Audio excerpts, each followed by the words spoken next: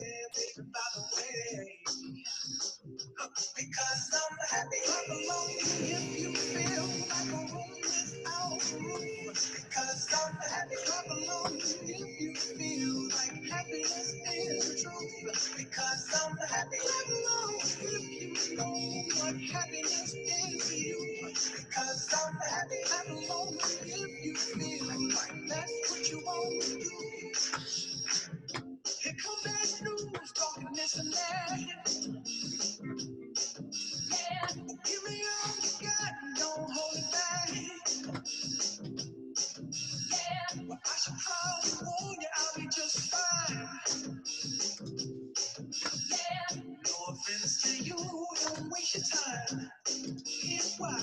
Because I'm happy. Clap along if you feel like a room without a roof. Because I'm happy. Clap along if you feel like happiness is the truth. Because I'm happy. Clap along if you know what happiness is to you. Because I'm happy. Clap along if you feel like that's what you want to do. Bring me down, can't nothing bring me down. And love is too high. Bring me down, can't nothing bring me down. I said, take down, bring me down, can't. Wow, it's bad when I can't figure out how to stop it, right? We are going to be happy for a long time. How are you guys? Tell me a good thing.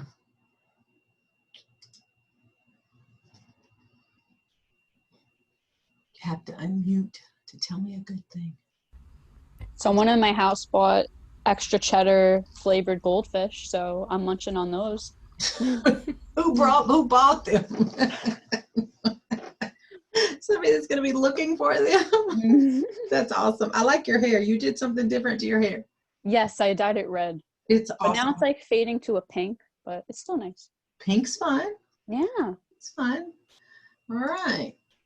Someone else tell me something good. A good thing. My cousin got engaged today, so I'm really excited for her. Oh, that's exciting. That's very yeah. exciting. Yeah, it's good to hear nice things these days, right? Okay, somebody tell me a stressful thing. I had a quiz today, and the professor did not do the format correctly. So it was supposed to be like open-ended questions, but he only put blank multiple choice. So it was everyone freaking out because there was only one attempt on the quiz, and everyone was like freaking out, like I literally can't answer the questions. That was pretty stressful. And then he got mad at us because it wasn't working and told us to do it after the class ended. Yeah, so we were all working on it until like 4:10. Wow. Yeah. Or you could just not do it, which is what I did, and I'm going to figure out a different time to do it. I am not going to do that. Don't do it, dude. Especially if he was upset. That's a good response. So every time I mess something up technology-wise, I should just get mad at you. What in the world? Good idea. Are you finding that as professors, we're having more trouble with organization kind of stuff in the world of online teaching? Don't laugh. Yeah. As a group, we are, just me. I think like teachers, like since they have to transfer all the information online, like sometimes it's hard navigating Canvas because it's just like a bunch of information in one place, at least for me. Yeah, I don't know, I've always taught online, but it's like you teach your online classes online. This is my face-to-face class, and so I've had to move it all online, and it's just a different experience. But I do see all of us really struggling, which is weird. We should have skills like, I mean, we should be learning. But yeah, so those things stress you out. I think that the message for you guys is not to get stressed out, because it all works out in the end, right? Right? Has it ever not worked out in the end?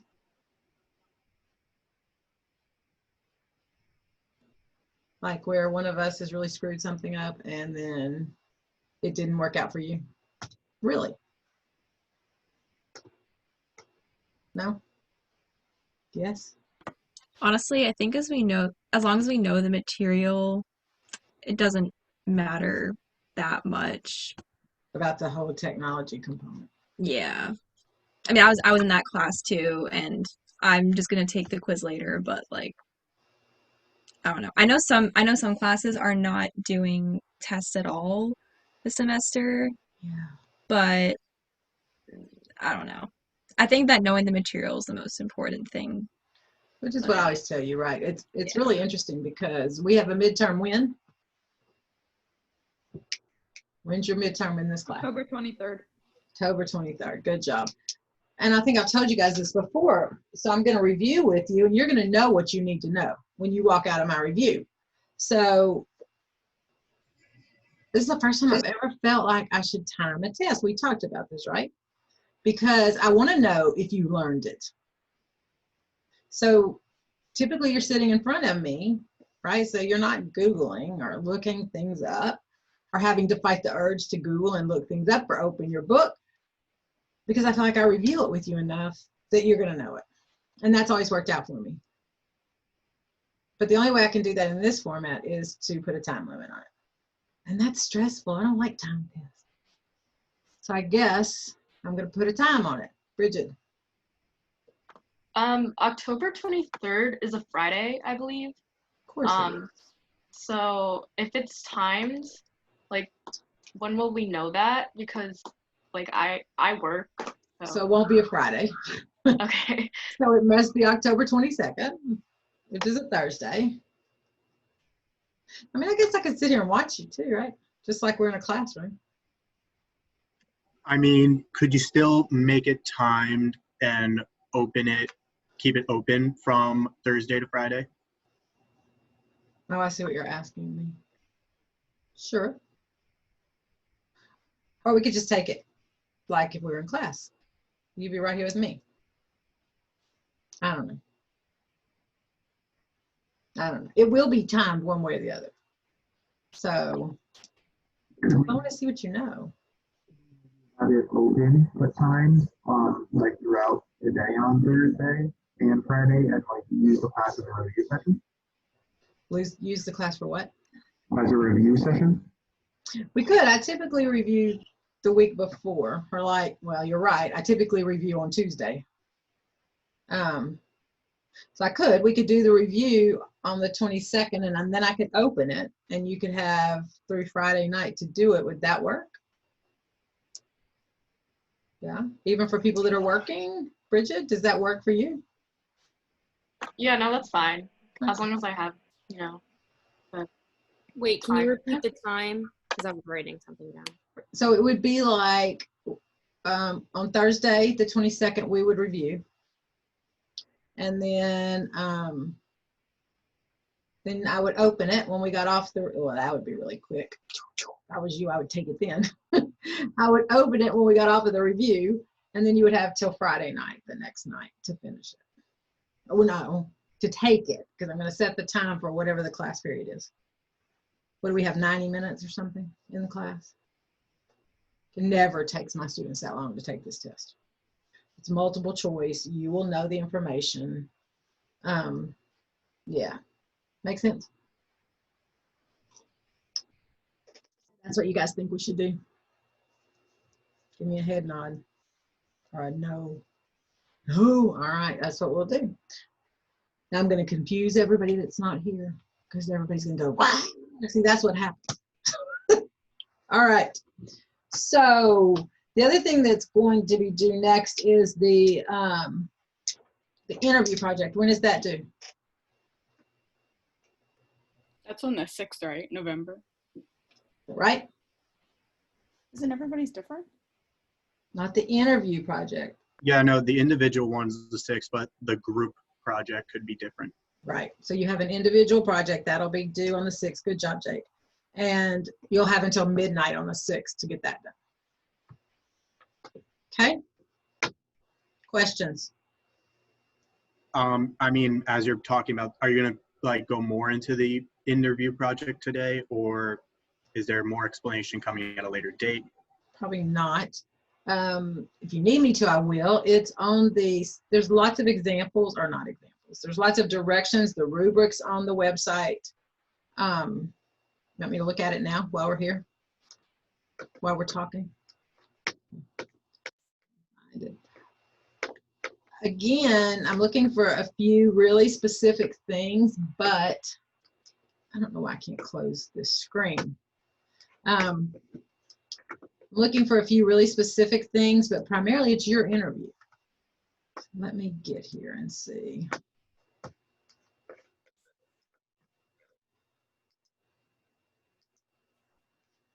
we go.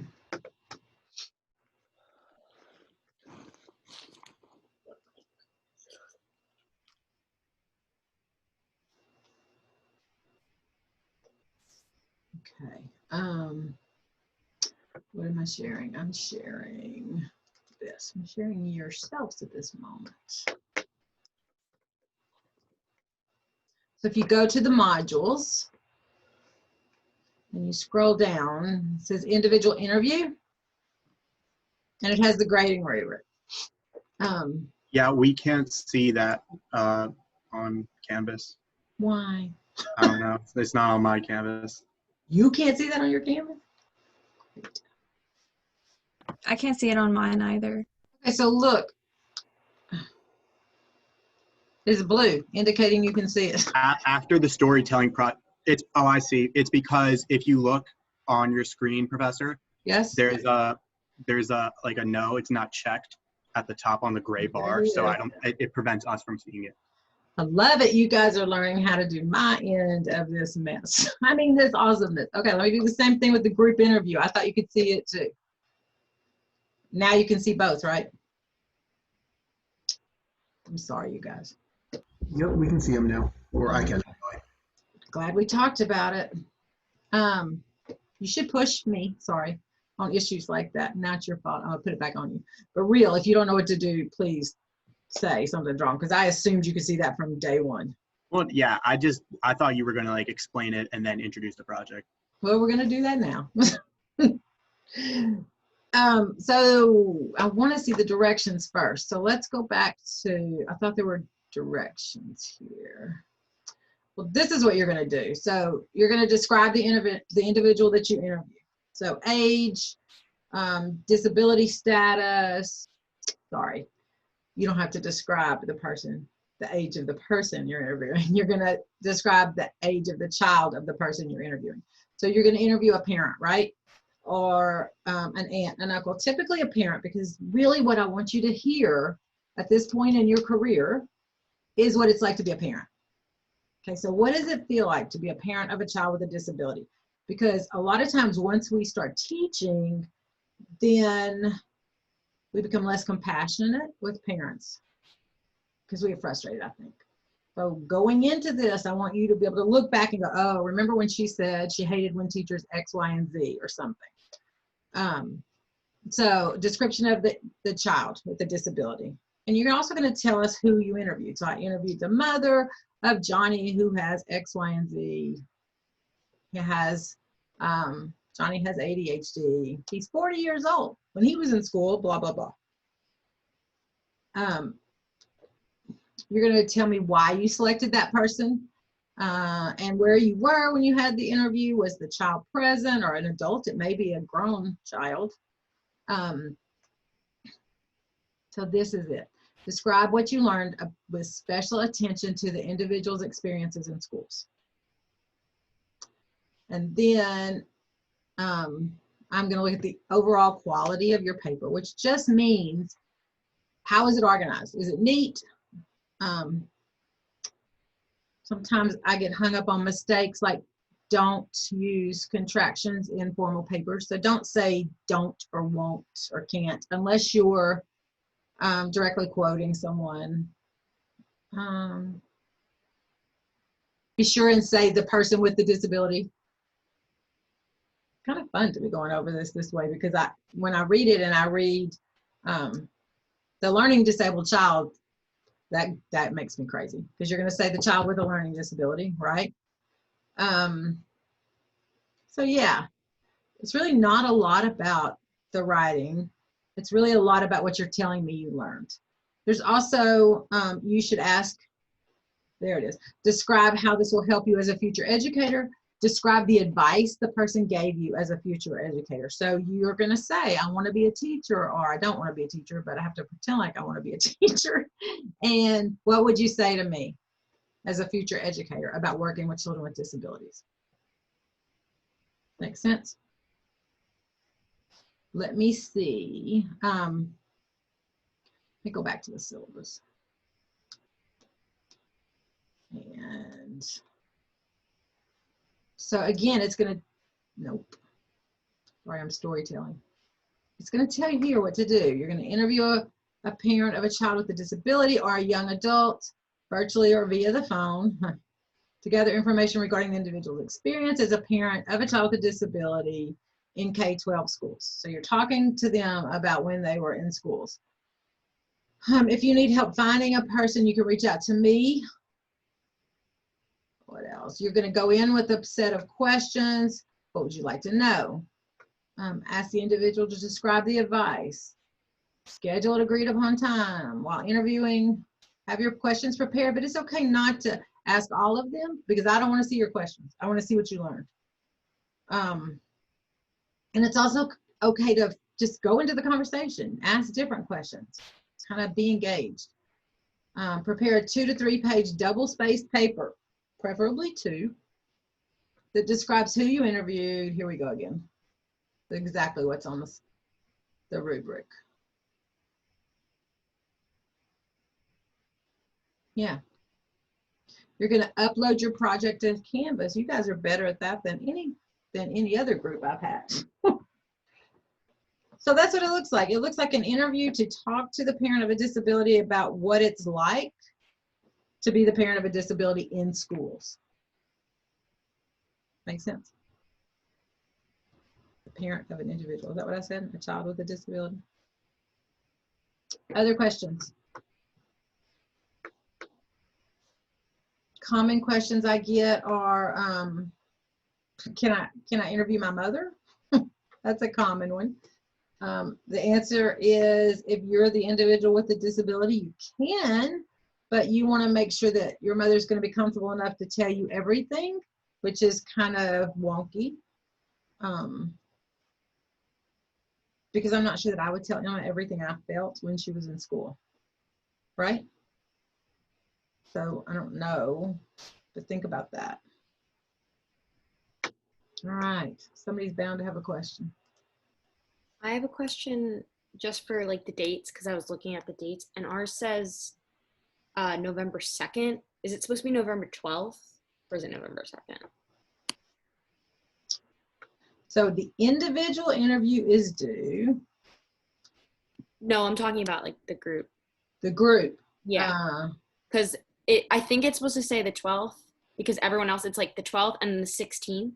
Or it says like the 2nd and then the 16th is the next one. So I assumed it was the 12th, but. Good assumption. Is it it's the 12th of Thursday? It is. There you go. Then yes.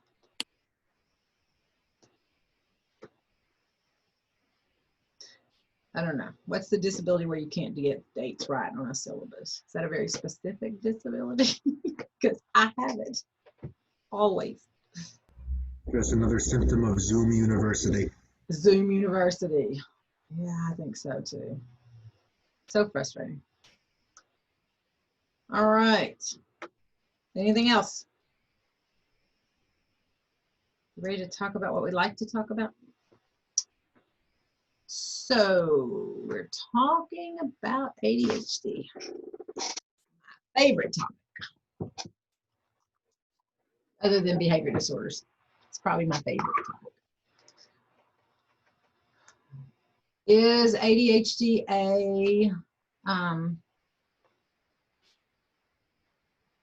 one of the 13 categories? Somebody has to unmute and answer that question because I can't. No. No. No, it's not. It's not. What does it fit under? Other health impairments. Goes under other health impaired because they wrote a memorandum of understanding in 19-something, 96, 94, and said ADHD fits under the category of other health impaired because, and then we'll talk about the characteristics of OHI. All right, DWLPK, fine in.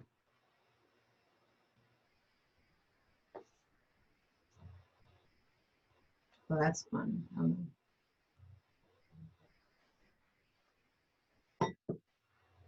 You ready? Don't see a lot of faces. You guys know I don't like to look at your name. I'm so used to watching a classroom to tell if people are engaged. Thank you, Patrick. I mean, you don't have to turn your camera on. It just makes me feel better about life. All right. So those of you that weren't here Tuesday, let's go over a quick review. It doesn't include the movie. All right, so I assume that you guys watched the movie, right? So that's a task. That's the other thing that we talked about Tuesday that we need to start with. You need to make sure you've done everything. It was really obvious that you guys didn't know or didn't remember to go back and comment on the storytelling project. Make sure you do it. And also, sorry for you people that were here Tuesday because I'm fixing to come gripe at you again.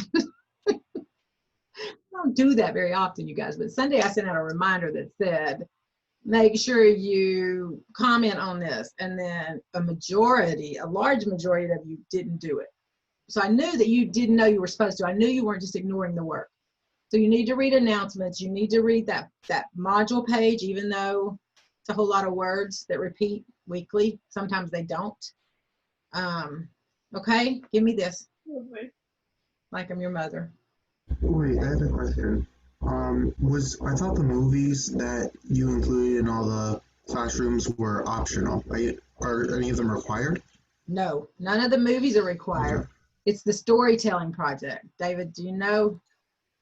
Yeah, no, I got that. You just mentioned the movie earlier, and I wasn't sure if that was the same thing. Did I say movie? Sorry.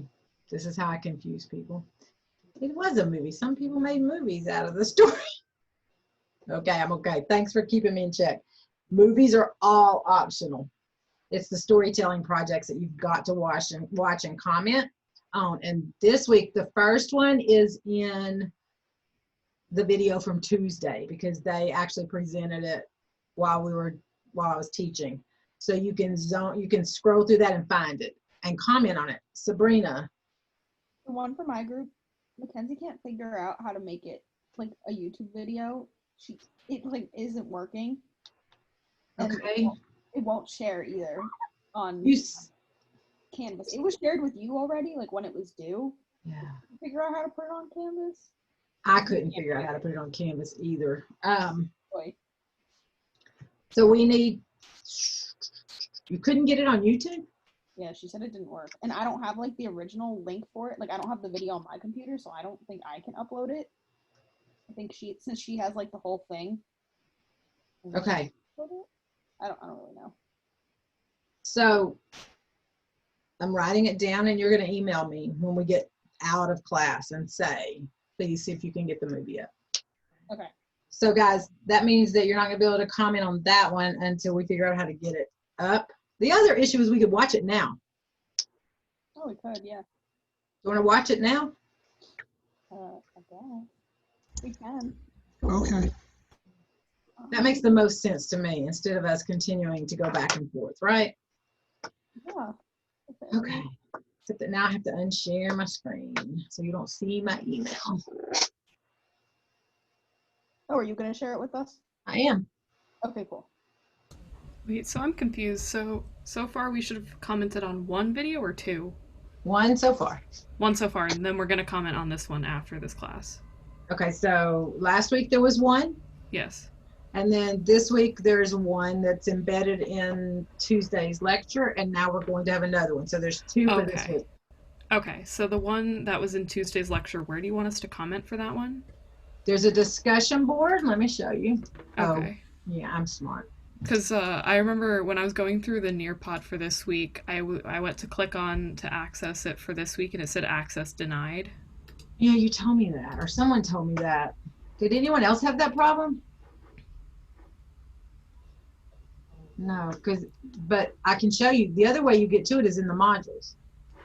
So it's right, it's here. Are you see that? Let me try that real quick. Can you see it right there? Are we commenting on both presentations in that same spot? Yes. Should we do it as just one comment, like first presentation, this is my thought, and then second presentation, this is my thought? Yes. So that we can get lost? Okay. It's an excellent idea. I love it when you start making accommodations for me. Okay, so I have to unshare. I have to go to my email. And who emailed it to me? Mackenzie did. Who did? Mackenzie. I can't hear you. Speak up. Sabrina. She said Mackenzie. Thank you. The garage door was opening. It wasn't you. Yeah, Zoom. Mackenzie emailed it.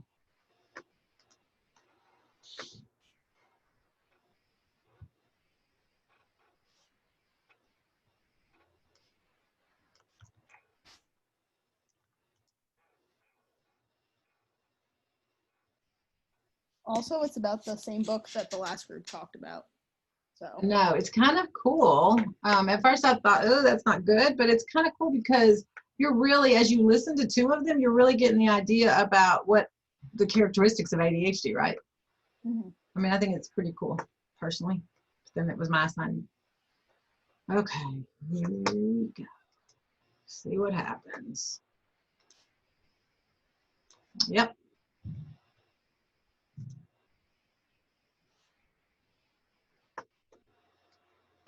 Do you see it?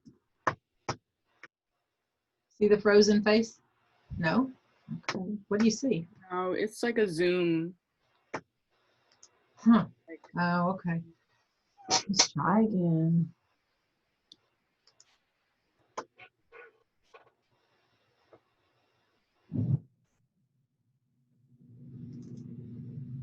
Now? Yeah. Oh, Right. that's I like look. the middle of it though. Yeah, I like to be able to experience all of my experiences. When I go back and look at the video, yeah, the looks are, it's awesome. I don't know. We don't worry about that stuff. We're learning a lot about ourselves. Why is that where it starts? But I'm so uncomfortable. Okay. don't be uncomfortable. Are you okay with me showing it? Yeah, I don't care. I mean, everybody has to watch it anyway, so. You want me to just get the frozen face off? Yes. Watch me.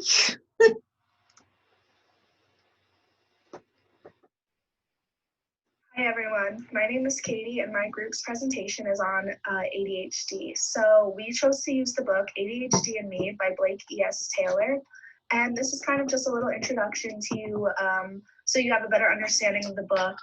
And so the book is about obviously ADHD and it's a memoir, so it's about Blake himself and him going through childhood on with ADHD. So if you don't know by now, ADHD stands for Attention Deficit Hyperactivity Disorder.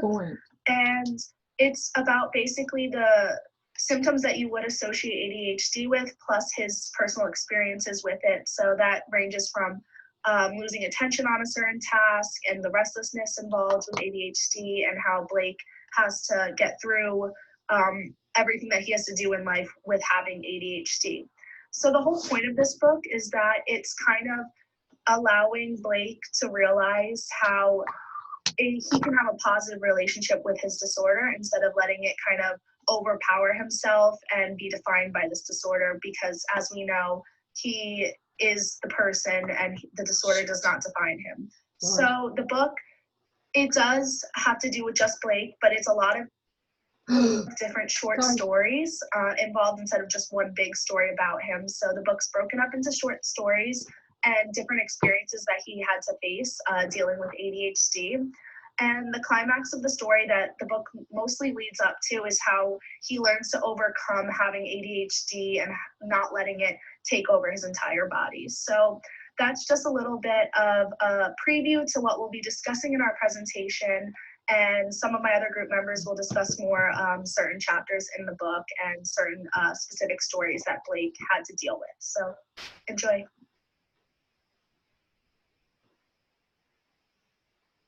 Hi guys, this is Mackenzie. I'm with the group 2 of storytelling. I'm going to talk to you guys about the first 2 chapters of the book ADHD and Me by Blake Taylor. And I just want to let you guys know that the first 2 chapters go through some of the different struggles that Blake had experienced while he was in high school, in his home, and in school, and how medication and certain factors and cause and effect of having ADHD in his life. And so he tells 2 stories in these first 2 chapters. The first chapter talks about an experience in school that he had where he had a final exam in 9th grade on the Odyssey. And he explains in the chapter that he forgot to take his ADHD medication before the exam. And unfortunately, this led to the possibility of his distractions being heightened. The elementary school that was part of the building that he was in let the students out for recess to play kickball, and this actually ended up creating a major distraction for him while he was taking the exam.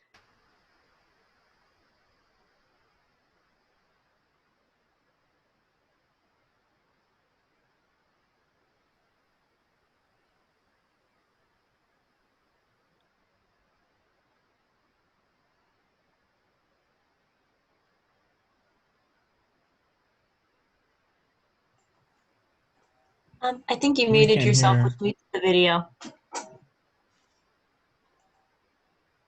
Impulsivity and boredom, because if he were to get bored, he would do a lot of impulsive actions that could have become dangerous. He actually Do you guys know how long ago I muted myself? It was at least 2 minutes. I Probably believe about 30 you can seconds. share your computer sound with your mic muted. If you there's a box you can check when you share your screen in the bottom left. Hey. I'm gonna You might stop. have to stop and reshare it. In the bottom left, there's a box, share computer sound. And if I mute it, you'll still hear it? Maybe. I think so. I'm not 100% sure. Let's try it. It's because I wiggle in the chair. That's why I mute. All right, I'm gonna try. You tell me if you can hear it. So you can hear her. Learned that help him maintain focus, and such as keeping a distraction-free room, keeping a quiet room, taking his medication, things like that. In the second chapter, Blake explains the importance of being aware of impulsivity and boredom, because if he were to get bored, he would do a lot of impulsive actions that could have become dangerous. He actually added in like a form of ignition to a small match in his kitchen, which ended up leading to a bigger fire on his kitchen table with his siblings. And at the time, he wasn't thinking about the consequences of what could have happened, because it was an impulsive action that he decided to take. And he also explains how important it is that people with ADHD learn from their mistakes, and to watch out for times that you become bored or you have difficulty concentrating, as this can lead to impulsive actions. And again, he does state the importance of maintaining a medicine regimen and getting a good night's sleep. So in chapters 3 and 4, I'll be talking about 2 symptoms that Blake presented while growing up. The first one is hyperactivity. So naturally, like, children are really active, but there are other children like Blake that have higher activity level than others.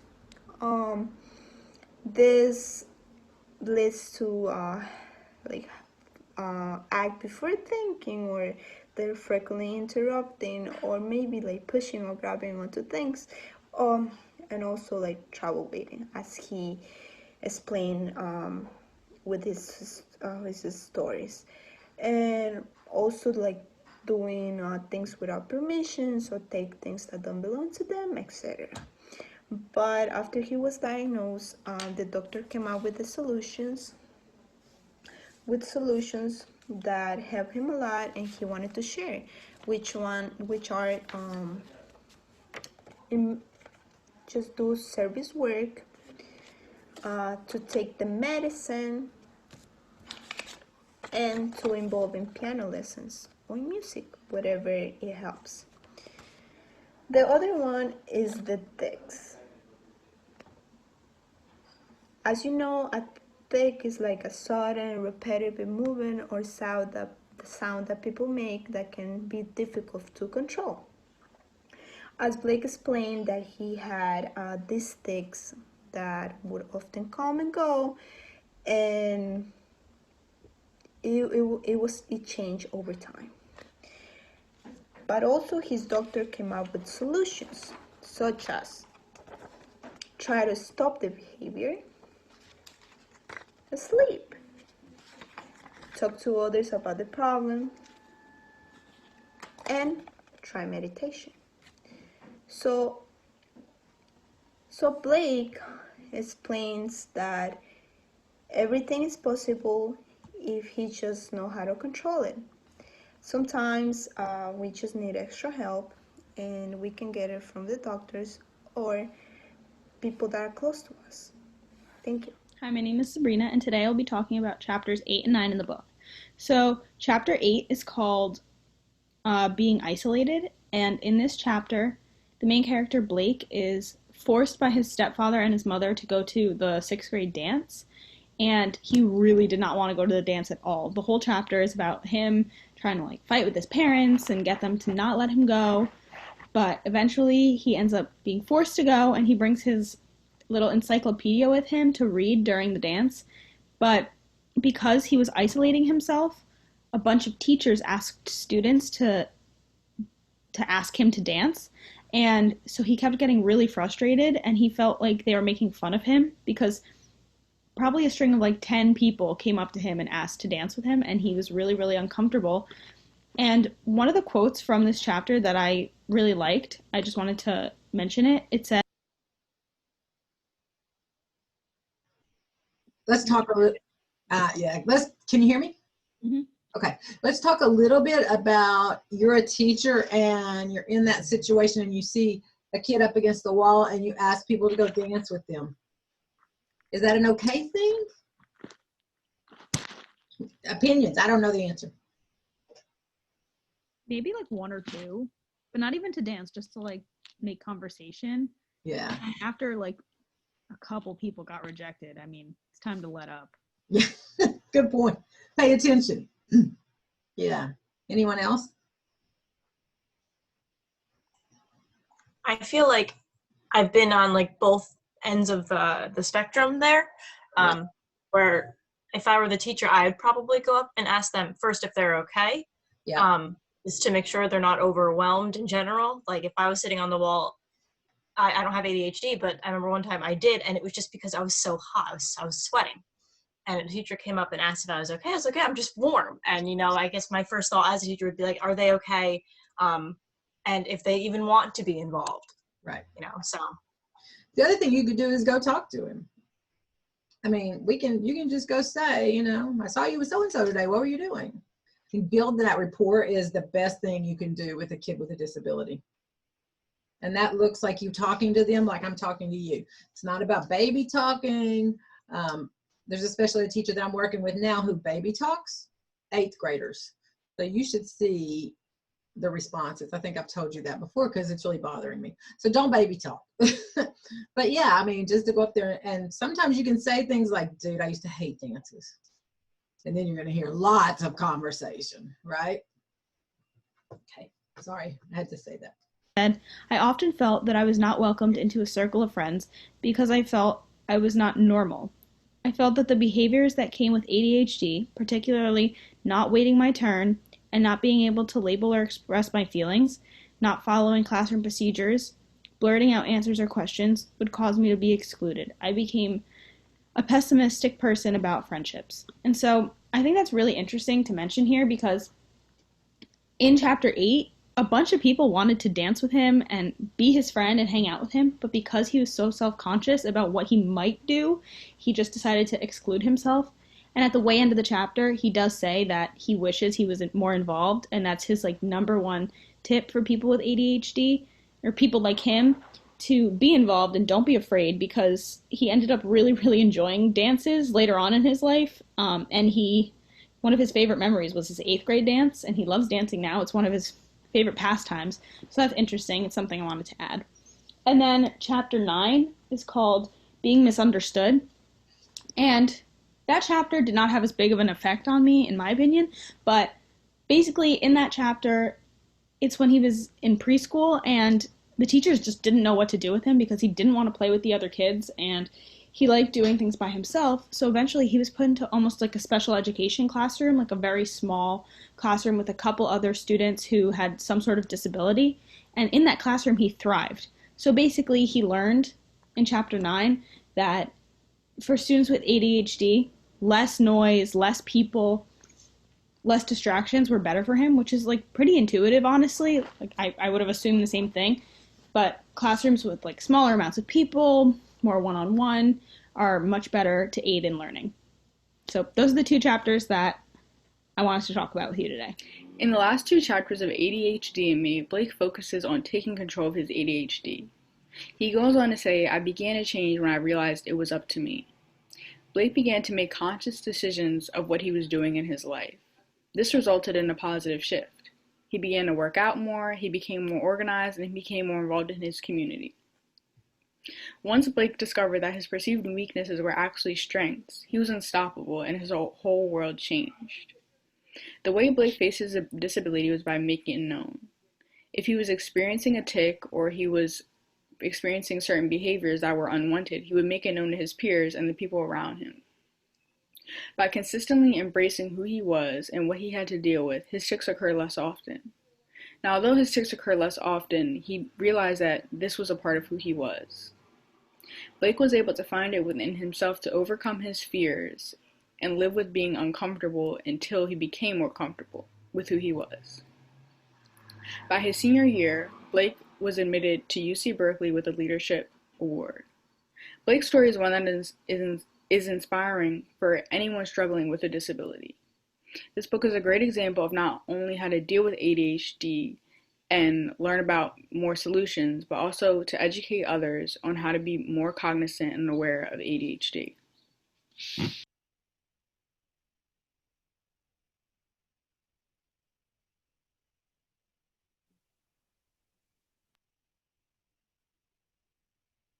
Unmute myself and change where we're screen sharing. So what are your thoughts?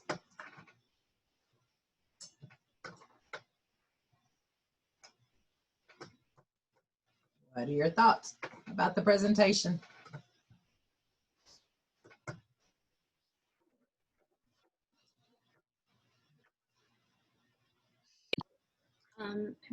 I thought it was very thorough and well documented. I liked how different it was from the other presentation too, but I think they were both very well done. Good. So it kind of gave us the whole picture, right? That was a really good book because it clearly you can clearly see the characteristics of ADHD, right? As we talk about them, you can think back. That's not always the case with books. In fact, you'll hear others that you'll be like, what? How does that fit? But that one's really clear as this is what it looks like. This is what it feels like, right? Okay, so you guys can watch the video from Tuesday. I'm going to summarize it now. So we talked about, oh no, I'm going to do that. We talked about the history of the field of ADHD. We read Fidgety Phil, which is my favorite. Fidgety Phil was written in 1840 by Dr. Heinrich Hoffmann, probably. And it describes a kid, just like my 2 oldest children, who have severe ADHD. Thank God I was young when they were born. So when I read this poem, it just really reminds me of them. So I'm going to give you the opportunity to read that on your own, or to watch the video from last week. So in 1902 was the beginning of real discussions about kids with hyperactivity. It was called hyperkinetic disorder at one point. They thought it was brain damage at one point. So it's evolved over the years. You guys can watch the video too. I like that video. It's one of my favorites.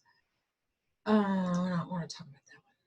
So one thing that we didn't talk about is that when we talk about ADHD, so it's attention deficit hyperactivity. What did I do? Hyperactivity. Attention deficit hyperactivity disorder. That's a weird thing for me to blank out on. So do you know what a DSM is? So someone tell me what a DSM is. Diagnostic something manual. Yeah, a Diagnostic and Statistical Manual of Mental Health something. So if you're a psychiatrist, you look in this book and it tells you how to diagnose someone.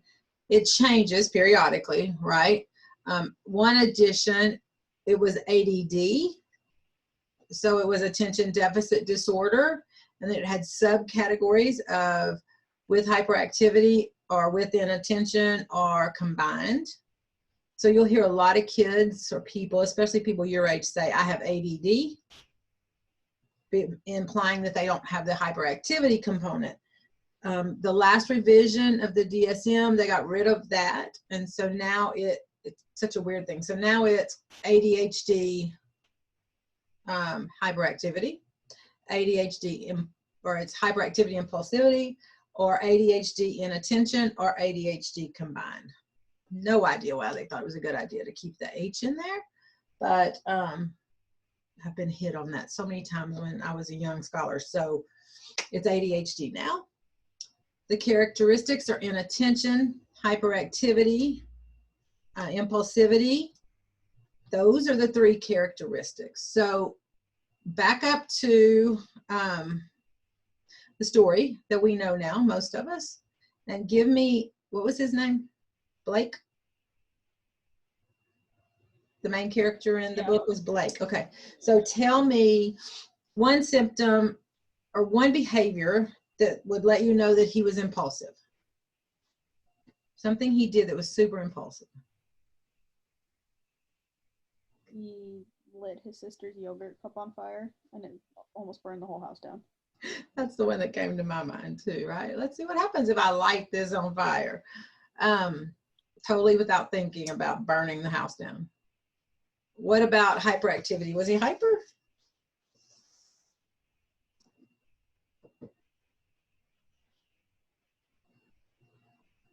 I think he was more impulsive than he was really hyper.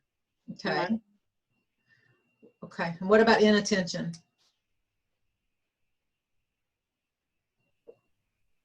During his test, he wasn't able to focus, and he was focusing more on like the kids on the playground below him. Right. And so then like with only 45 minutes left of his test, he like started writing, and like he had 2 hours to do it ahead of time. Exactly. It's interesting. When I first started doing research, it was in Ohio, and I moved there from Texas, right? So I would have to go in and observe kids with ADHD or behavior disorders. And I'll never forget, first of all, it started snowing and I had never seen snow.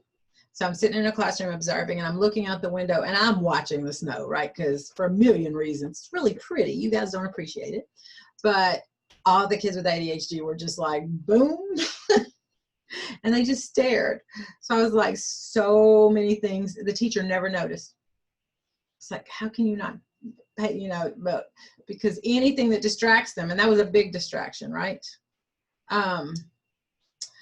Interesting well, okay, let's talk about academic performance. So all of those things that we just talked about interrupt your ability to learn in a classroom.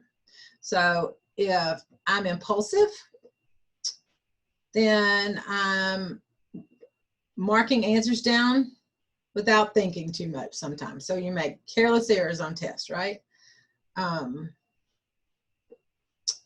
What else? If I'm inattentive, I'm not hearing what the teacher's saying. I'm not following directions. I get home without my homework and I don't know what in the world I'm supposed to do. I'm forgetful. I leave books behind, right? I'm not paying attention. I just zoom out the door. What else? The hyperactivity is funny how that interferes with education and all the conversations that we've had around little kids with hyperactivity. Can you learn if you're standing up? Do you have to sit in a chair to learn? Probably not, right? I have a picture of a kid. I should use those pictures. I have a picture of a kid in my research group laying between two desks on his back, doing his homework up like this. I don't know. It was a research setting, so I didn't interrupt him. I just documented what he was doing. Do you think it was easy for him to write laying on his back? Probably not, right? So there's a debate that goes on in the field about, should we make kids with ADHD sit down in that chair and do their work? Should we let them stand up? Haley, did you have a comment?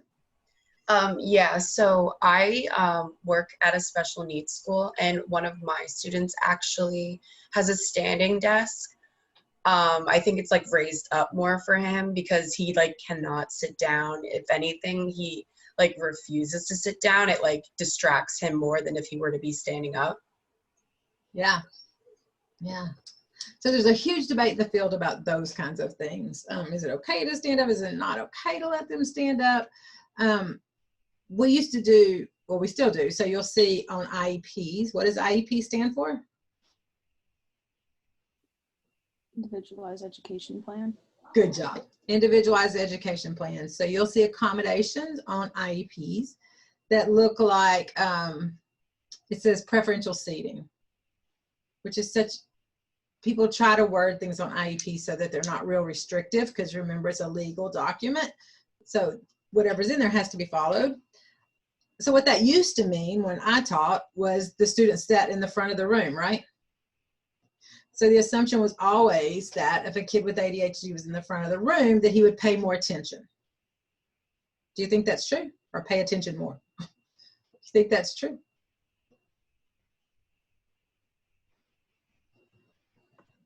I don't really think, maybe for some children it would be true, but I think it's just more helpful for the teacher to like monitor them, to see if they're like, to catch them if they're actually like paying attention or not. Yeah, it's more about prompting.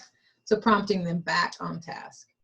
A lot of times it's actually better, and the student will tell you that they're better in the back of the classroom because they can wiggle, they don't bother anyone, none of their peers are asking them to be still, right?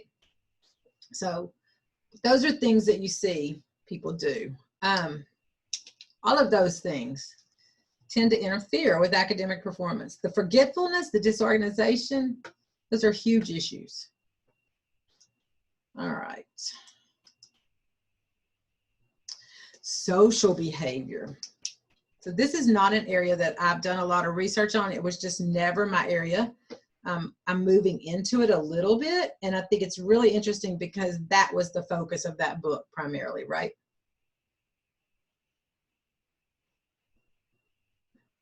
So what were Blake's social issues?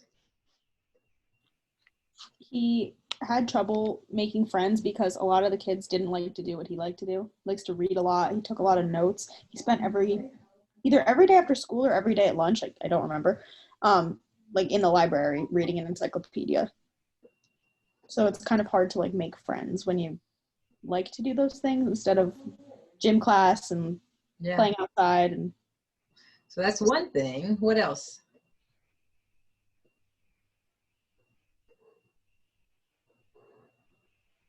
I think one of the things that turned his peers off were his tics. Tics might, yeah. What else?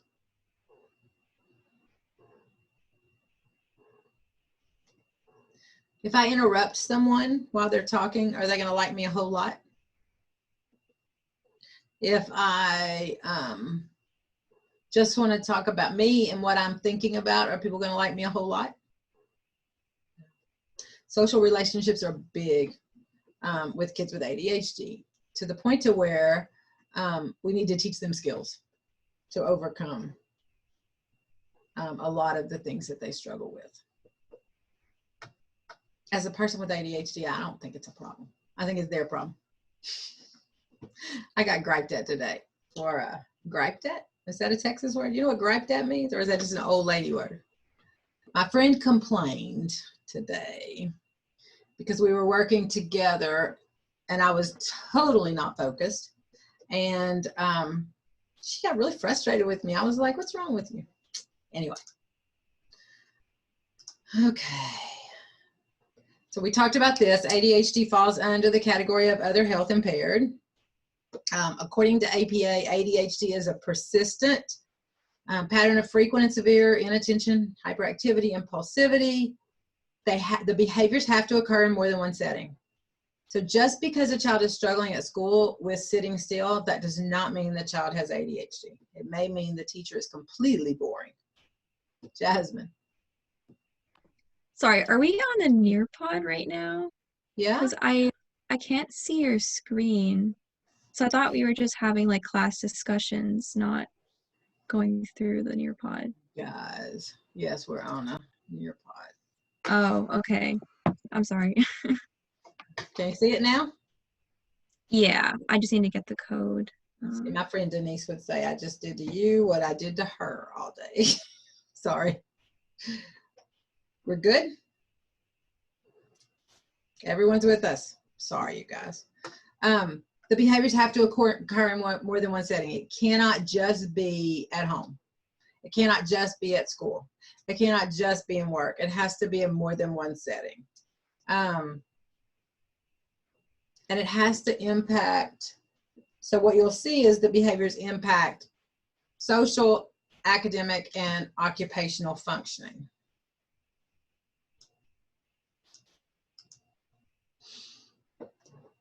So some kids with ADHD are in special education, some are not. In order to qualify for special ed, the behavior has to interfere with academic functioning. If kids aren't covered by IDEIA, they're typically covered by Section 504, which means they get accommodations.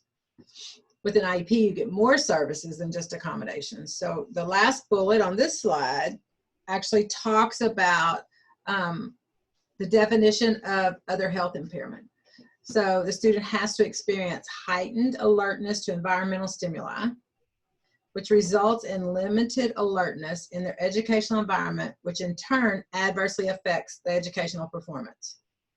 So, number one, they have to experience heightened alertness to environmental stimuli. What does that mean? Heightened alertness to environmental stimuli.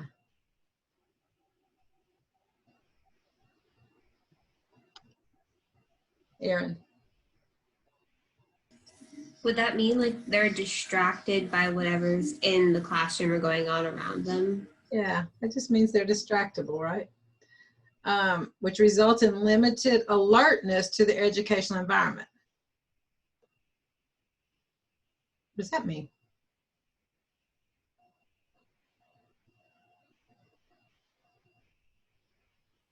Means limited attention is going to actually learning. Good job. So it means I'm paying attention to something other than my academic task or whatever's happening in the environment, right? Which adversely affects educational performance. How do you have evidence that something adversely affects educational performance? What does evidence for that look like?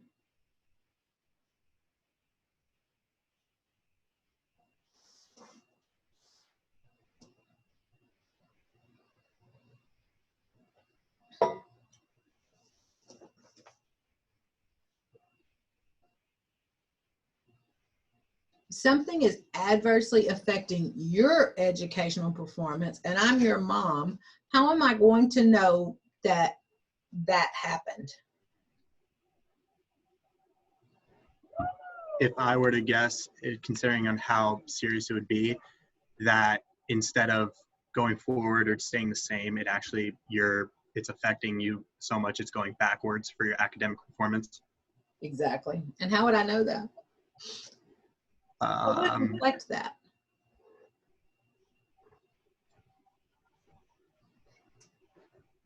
Don't overthink it. How does your mom know if you're having trouble at school? Ask the teacher, or the teacher calls your parents. Okay, teachers call. What else? Report cards. That's what I'm looking for, Jasmine. Good. So it's report cards. So grades are regressing, like Jake said. Someone's calling your mom. So those are pieces of evidence that help kids get into special ed. There has to be evidence that it's adversely affecting. I mean, there's a big, huge process that happens, but part of it is there has to be evidence that it's adversely affecting your performance. Yeah. Which is sometimes a problem, right? Because we don't always have that evidence. Have you ever had a teacher really help you when maybe your report card didn't really reflect your learning?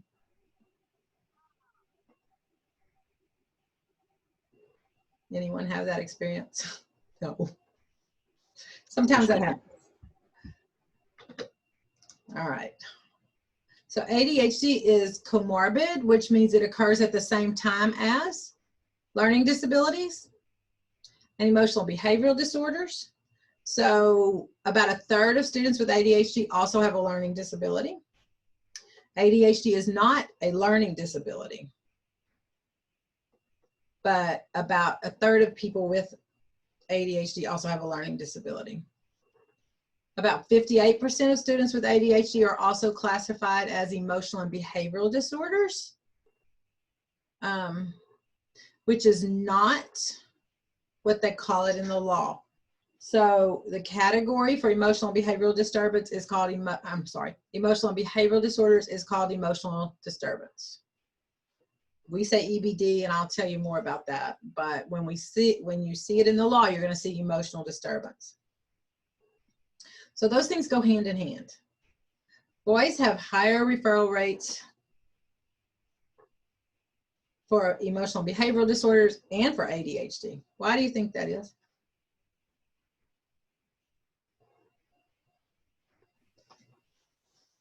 Just like little boys in general tend to be more hyperactive than like a little girl in a classroom. Like, I don't know. I hate to be like gender stereotypical, but it's just like, I don't know. Why is that? Why do you think that is? This is an opinion question, you guys. No right answer. A lot of energy. They just need to get out, and sitting at a desk just isn't going to cut it. They need to like run around. So boys have more energy than girls? Like, I don't know. That is not reflective in my marriage. I didn't say that. I don't know. Talk to me about. Go ahead. No, I was just saying, I don't know if it's like a direct correlation, but I know a lot of the parents at the daycare I work at, the moms tend to really favor their little boys. And, oh, he's just being a little boy, versus if a little girl acts out, they're like, no, don't do that. Sit nice. So I guess it's kind of like it's the learned behavior of, well, mommy said I can do it versus, so on and so forth. Yeah, you're getting there. Have y'all had child development? Talk to me about socialization of boys versus girls. Or talk to me about the way you see, well, you are talking to me about that, about the way you see parents treat aggressive behavior in boys versus girls.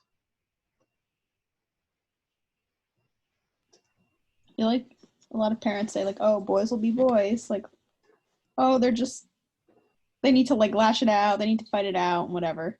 Which is what I thought with my boys, really. I mean, I did think that. Mm-hmm. So what we know is that we don't know. That's what we know. We don't know why it's more prevalent in boys than in girls. But you have to be really careful with ADHD diagnosis, because if boys are socialized to be athletic, to run, to fight, to not sit still, those kind of things, then it's not ADHD just because that's the expectation for their behavior. The other thing that happens is girls tend to be more inattentive than more hyperactive or impulsive, and get diagnosed less because teachers don't typically pick up on inattentive behavior. Why do you think that is?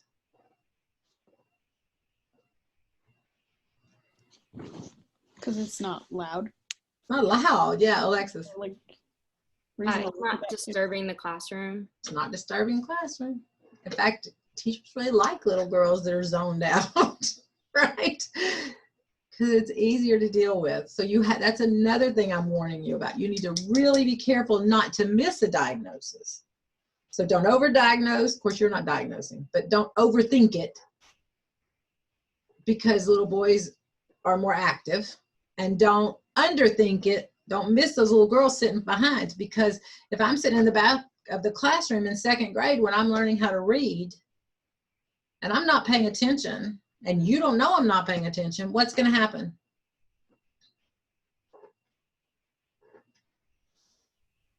Am I going to learn to read? No. No. All right. I just said that. Well, we could look at. So this is another thing that people talk about. So about 3 to 7% of students in the U.S. have ADHD. So in every classroom, there's typically one student with ADHD. The other thing is that rates of ADHD are similar across countries. So sometimes you'll hear people say that we overdiagnose ADHD in the United States, and that's not true. It's pretty equivalent across years, across countries. It's higher in Germany. Not sure about that. The other thing is culture is an important factor when interpreting student behavior. Talk to me about culture and ADHD type behaviors. Can you think of a culture where it's acceptable, important, even important for kids to stand up for themselves, be aggressive, not assertive, but be aggressive?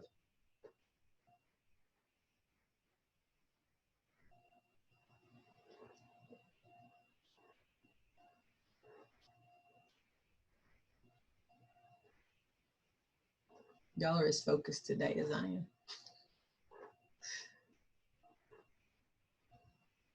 Anybody? You can't think of any culture that makes you at least think, stereotypical, that they're more aggressive than others. How about the deep South, where I'm from? I don't know if it's stereotypical, if it's culture. I can tell you that boys are taught, I was taught, to stand up for yourself. Were you taught to stand up for yourself? Is that something you heard, that language? What did that mean when someone said stand up for yourself? Don't take shit.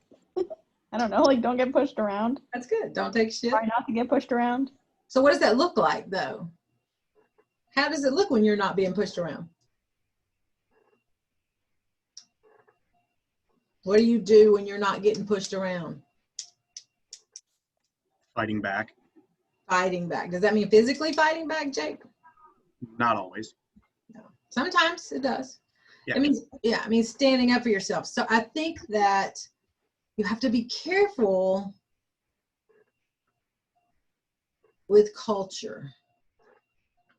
You have to be, well, I don't even know if it's culture. You have to be careful about what kids are taught before you decide that what they're doing is inherent in themselves and it's not something they were taught.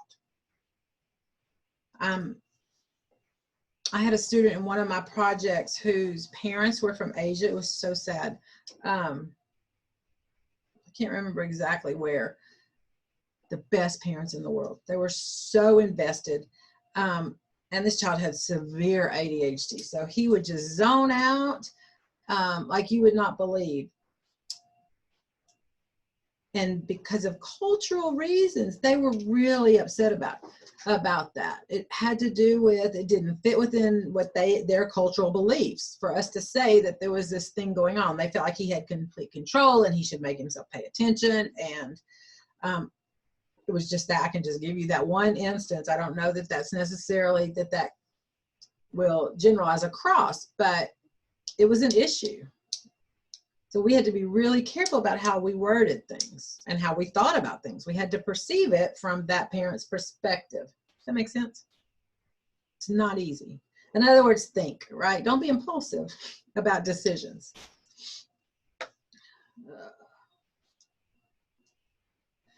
So we have some ideas about what causes ADHD, but we don't really know. It's possible that it's highly probable that it's genetic.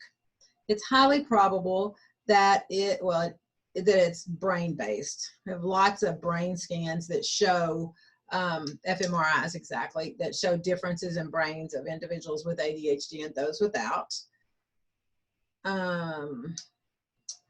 Research focus currently is on executive functioning in the brain. Do you know what executive functioning means?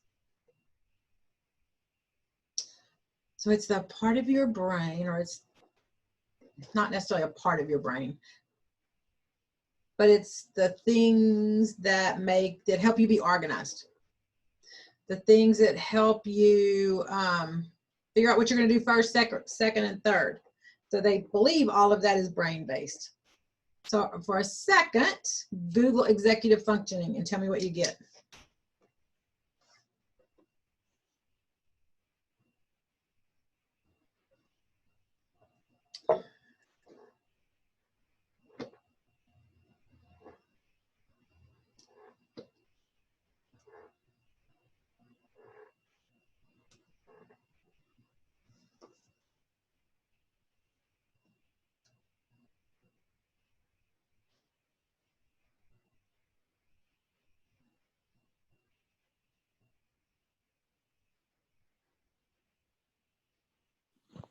I got it.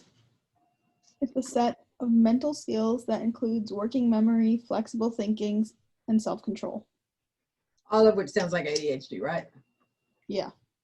Good. There's also clear evidence of differences in people's brains, including the brain activity. There's also differences in size of certain parts of the brain.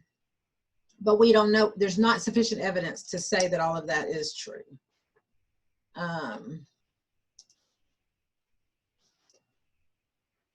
We can't really talk about prevention if we don't know what causes it, right?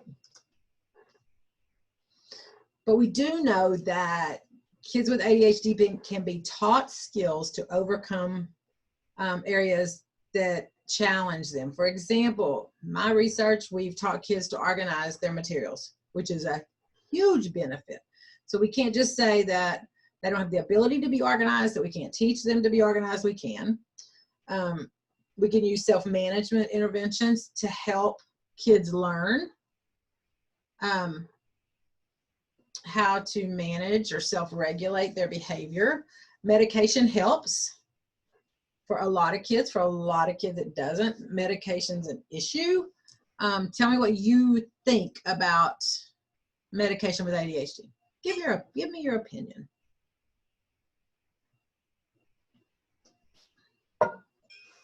I think that it shouldn't be used like to sort of, I don't know, because like my nephew has ADHD and like I wouldn't want him like just put on medication just to like suppress like all his behaviors. I don't know how to explain what I'm trying to say, just to like as an excuse to calm him down, I guess.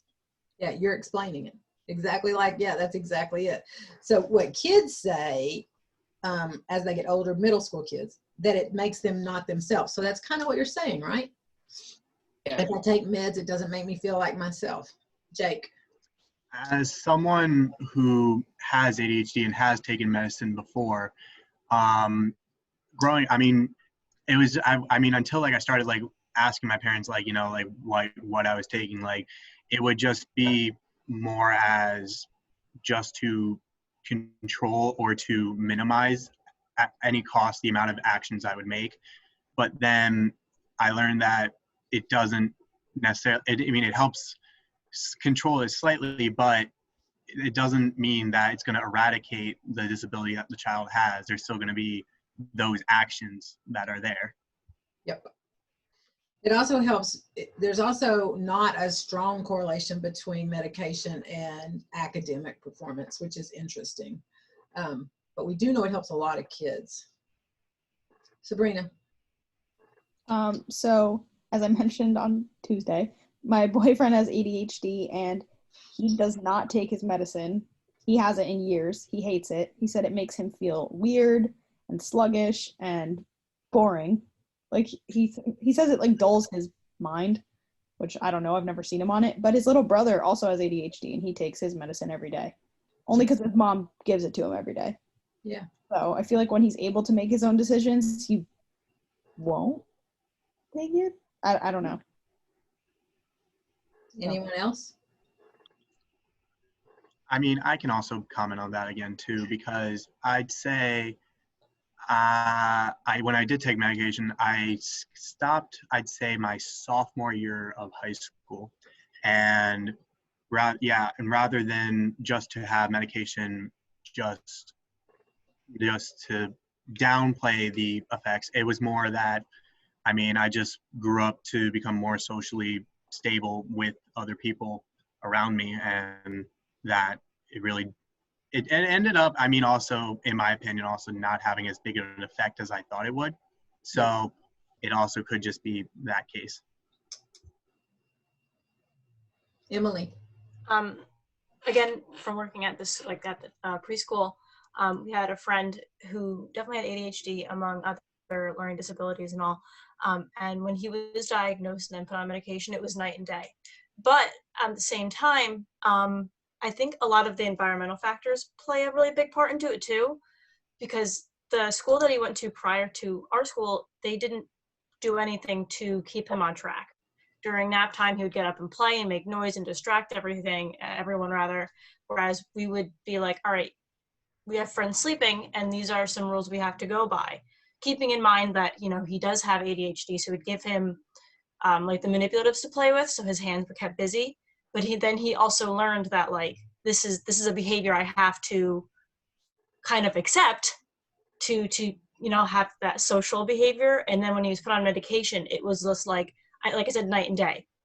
So he was still able to interact normally, I feel like, but also kept that play. I don't know how else to describe it, but he's able to, yeah, like I said, like he was still able to play and still be himself at the same time as, I don't want to say respectful, because it's not like he was being disrespectful on purpose, but he was able to, I guess, learn that behavior that other friends needed. Right. Yeah. So what we know about meds typically with kids is when they're little, they take it because someone gives it to them. And we know it's effective with some kids, not all.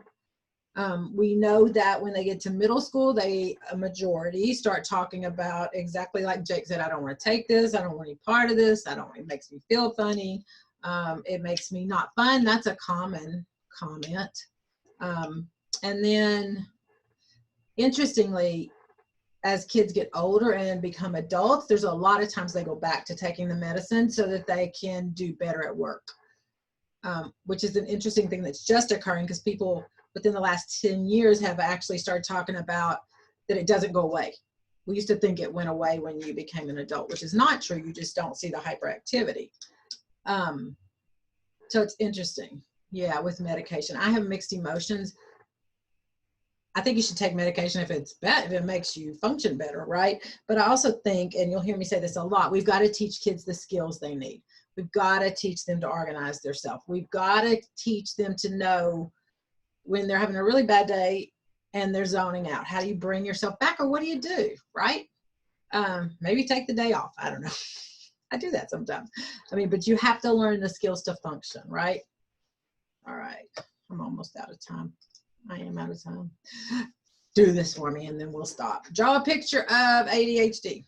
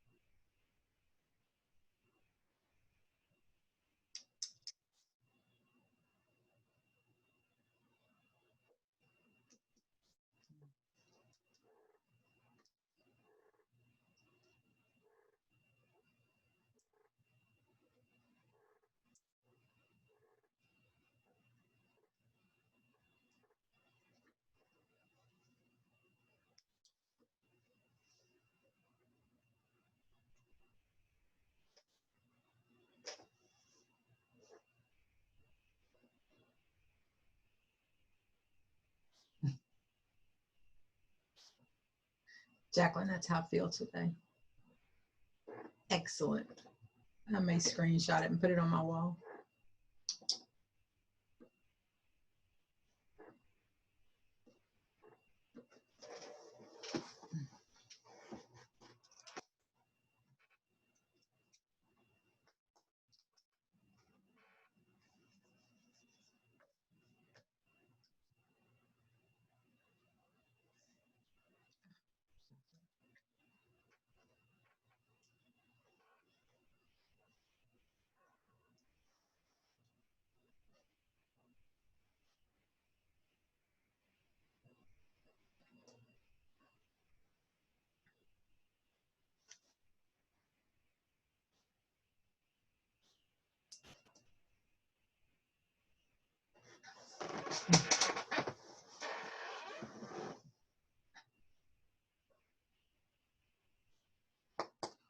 Patrick, I love your picture.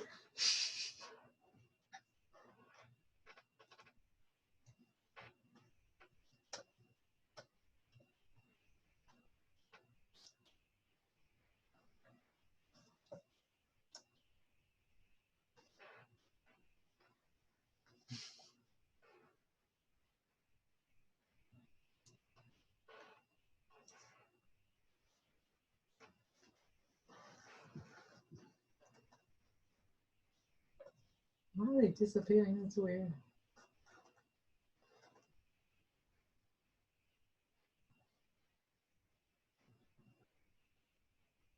Okay, anyone want to describe their picture? I will.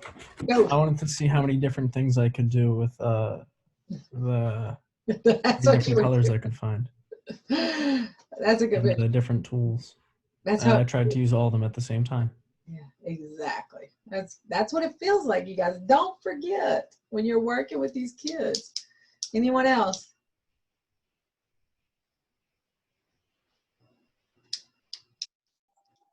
When I was like observing a first grade classroom, we had a kid and he had ADHD and was on medication, and when he wouldn't take his medication, he could only focus on trains. There was nothing else. That's We couldn't awesome. get him anywhere else. If it wasn't trains, and it could be math, like, but it had to pertain to trains. And if it wasn't happening. Get out of here. That's funny. That's a characteristic of autism. So it's interesting how things start overlapping. Yeah. Anyone else? Those are good pictures, you guys.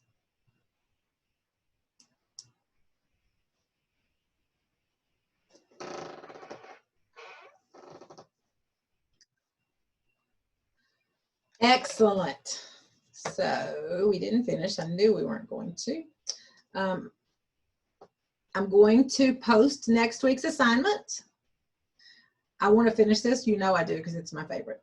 So I will probably wrap it up Tuesday, which I will video, and then begin the next week on Thursday.